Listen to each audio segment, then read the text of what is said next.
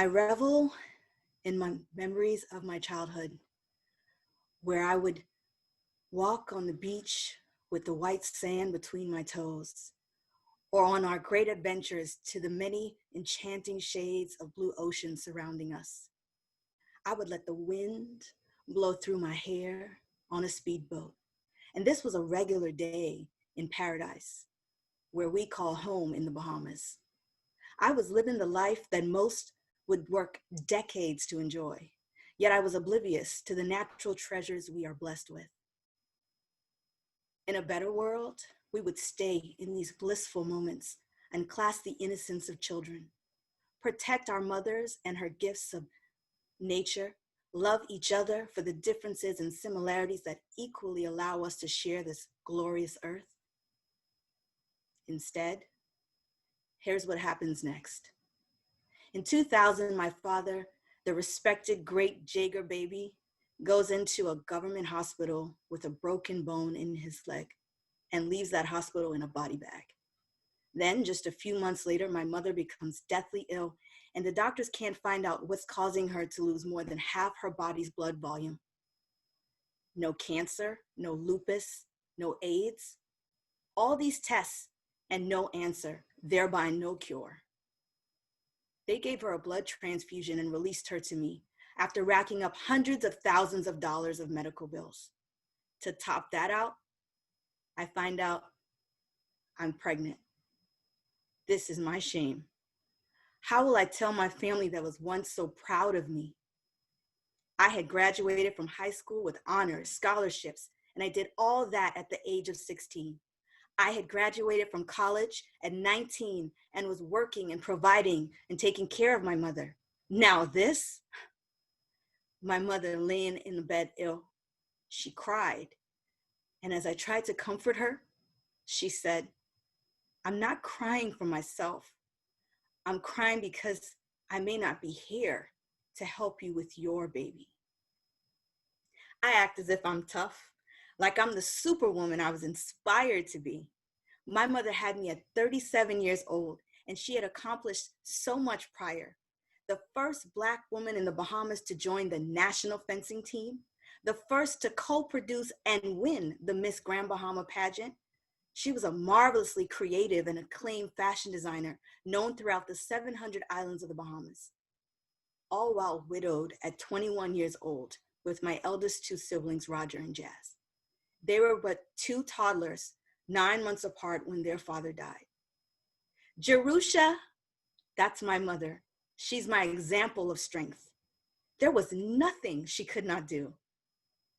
She had never shown us a weak or sick day. I couldn't recall her ever complaining or being tired. In 1999, she was 56 and I 19.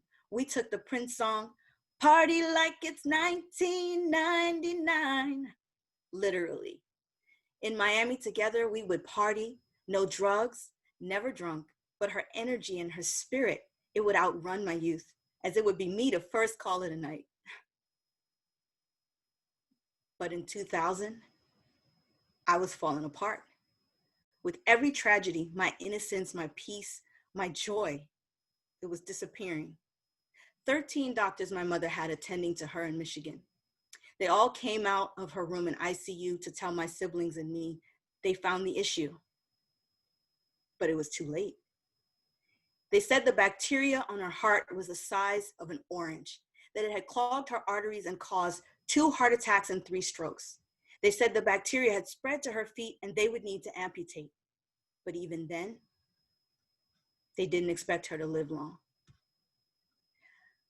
The doctors told my siblings and me to make funeral arrangements, and my sister Jasmine and my brother Roger began to discuss this. I refused. I said, "Not my mother. She is not going to die now."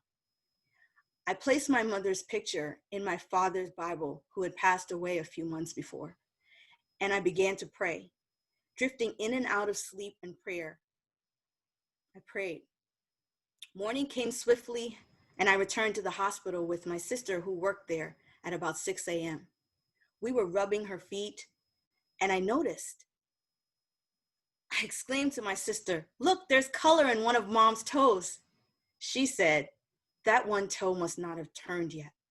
I said, trust me, my big eyes don't miss anything. We asked for the nurse to have the doctor's review. The 13 doctors came and they put us out of the room. After hours of deliberating, they came out like a hung jury. The head doctor said, we don't know what's going on, but your mom is fighting this endocarditis, and indeed, she has regained color in one of her toes. I told that doctor, there is one book that you did not read, holding the Bible in my hands. He smiled and he gave me a head nod, not rejecting my claim. My testimony is, we must rejoice. Rejoice. We have no choice but to rejoice when we're blessed. I gave birth to my oldest daughter, and she inherited my father's smile and his adoring dimples. I was able to take her to the hospital to my mother, where she held her, and she named her Jada.